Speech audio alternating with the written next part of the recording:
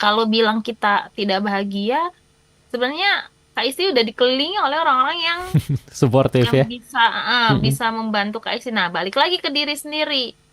Apakah kita sendiri itu bisa tangguh untuk berdiri Mm-mm. dan menyatakan bahwa diri saya itu baik-baik saja. Mm-mm. Diri saya itu bersyukur atas orang-orang yang ada di sekitar saya. Saya Mm-mm. juga bisa apa ya, makan dengan baik, Mm-mm. punya teman-teman yang baik, punya Mm-mm. keluarga yang suportif dan Mm-mm. lain sebagainya. Nah, itu sebenarnya bisa ditanamkan dulu sih, Mm-mm. ditanamkan dulu di dalam diri kita.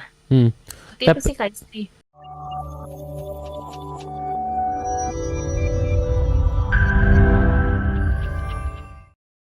ini ada pertanyaan dari sahabat Sonora Isti. Ini berkomentar sekaligus juga bertanya, sudah setahun belakangan ini saya sulit merasakan bahagia. Sudah diberi dukungan oleh teman-teman, lalu juga sudah mencoba untuk diajak berlibur, tapi kok rasanya masih sulit bahagia. Dan juga beberapa kali saya merasa lelah sekali kalau harus berbicara atau bersosialisasi dengan orang-orang di sekitar. Apakah artinya saya memiliki gangguan mental? Seperti apa, mohon penjelasannya. Terima kasih. Baik. Langsung ya Kak ya? Ya, langsung saja dijawab. Ya. Jadi kalau lihat dari gejalanya Mm-mm. sih nampaknya saya juga tidak bisa bilang bahwa Kak siapa tadi namanya? Isti. Kak Isti itu Mm-mm. mengalami gangguan mental karena kan Mm-mm. kalau gangguan mental kita harus melewati tahapan-tahapan pemeriksaan kan sehingga Mm-mm. penegakan diagnosa mengalami gangguan mental apa saya tidak Mm-mm. bisa berani untuk bilang kayak gitu dan juga Mm-mm. diharapkan sih Kak Isti jangan melakukan self diagnose gitu. Mm-mm. Jangan melakukan self diagnose sehingga nanti akan memperburuk keadaan Kak Isti sendiri. Nah, Mm-mm. kemudian terkait dengan masalah kurang bersyukur, apa sih tidak bisa merasakan rasa bersyukur karena padahal Mm-mm. sudah didukung oleh lingkungan, disupport oleh Mm-mm. lingkungan, tapi tetap aja nggak merasa apa-apa dan menarik diri ya dari lingkungan tadi Mm-mm. ya. Nah, Capek sebenarnya katanya kalau bersosialisasi. iya Mm-mm. capek. Jadi gini Kak, ini sebenarnya kalau kita lihat kalau kalau nanti kita tarik lagi benang merahnya Mm-mm. sebenarnya Mm-mm. ini ada something happen gitu loh, ada masalah Mm-mm. yang belum terselesaikan gitu. Mm-mm.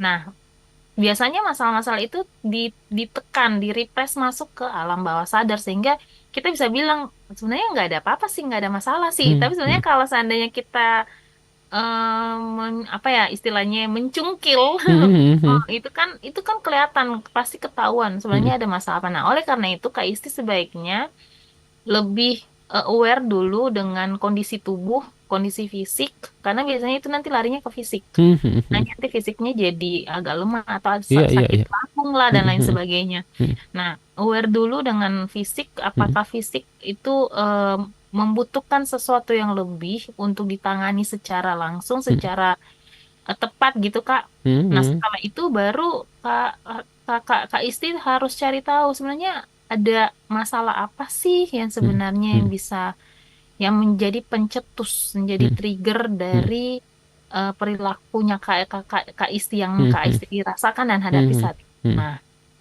kalau bilang kita tidak bahagia, sebenarnya Kak Isti udah dikelilingi oleh orang-orang Suportif yang ya. Mhm. bisa membantu Kak Isti. Nah, balik lagi ke diri sendiri. Mhm. Apakah kita sendiri itu bisa tangguh untuk berdiri Mhm. dan menyatakan bahwa diri saya itu baik-baik saja. Mhm. Diri saya itu bersyukur atas orang-orang yang ada di sekitar saya. Saya Mhm. juga bisa apa ya, makan dengan baik, Mhm. punya teman-teman yang baik, punya Mhm. keluarga yang suportif dan Mhm. lain sebagainya. Nah, itu sebenarnya bisa ditanamkan dulu sih, Mhm. ditanamkan dulu di dalam diri kita. Mhm. Seperti itu Tapi sih Kak Isti. Oke, tapi ini juga jadi penasaran nih, Kak Anet, untuk kasus seperti Kak Isti ini, apakah sebenarnya dia sudah perlu ditolong oleh profesional dan apakah ada treatment khusus yang mungkin bisa profesional bantu untuk bisa kembali menggairahkan kehidupannya, bisa merasakan bahagia seperti itu, Kak Anet? Ya, kalau seandainya sudah sampai menarik diri dari lingkungan, Mhm. itu berarti Kak Isti memang butuh bantuan profesional. Mhm. Silakan Kak pergi ke psikolog klinis. Mhm. Mhm. Kalau seandainya Kakak kebingungan mau ke psikolog klinis mana, nanti Mm. di IPK Indonesia itu, di website IPK Indonesia itu Mm. ada searching psikolog klinis berdasarkan kota tempat tinggal. Oh, oke. Ya, Mhm. jadi kakak bisa cari tahu di situ searchingnya. Kalau seandainya saya tinggal di Ambon, Mhm. Luku, jadi langsung klik aja di situ, ketik Ambon, terus keluar tuh semua nama-nama psikolog klinis di daerah tersebut. Oh, oke, Jadi oke. Kak Isti bisa lebih mudah, bahkan Mhm. itu sudah langsung dengan alamat prakteknya sama Mhm. media sosialnya. Oh, Jadi oke. lebih mempermudah kita Mhm, untuk mhm. kontak. Ih, menarik banget Kak Anet ya. Ini bisa diakses di mana nih informasi-informasi ini? IPK Indonesia, Mhm. buka saja website Mhm. ipkindonesia.co.id. Tapi kalau mau lihat-lihat di Instagram ada medsosnya nggak sih, Kak Ada, Anet? Ada ya? IPK Indonesia punya medsos, buka Mhm. saja Instagram namanya IPK Indonesia. Mhm. Jadi kalau mungkin di website agak ribet, lebih Ya, sering bukanya silahkan buka Instagram, di Instagram. lihat aja informasinya di sana ya. Tapi Kak Anet, ini masih menyambung deh ya sama kasusnya Kak Isti ini. Seberapa cepat sih orang bisa memutuskan, oh saya butuh pertolongan profesional? Apakah ketika misalnya seminggu kok rasanya sulit merasakan bahagia, atau sebulan atau 3 bulan, ini seberapa harus sih mereka, seberapa cepat mereka harus mencari pertolongan profesional? Kalau mau bilang seberapa cepat, sebutuhnya dia gitu, Kak. Mhm.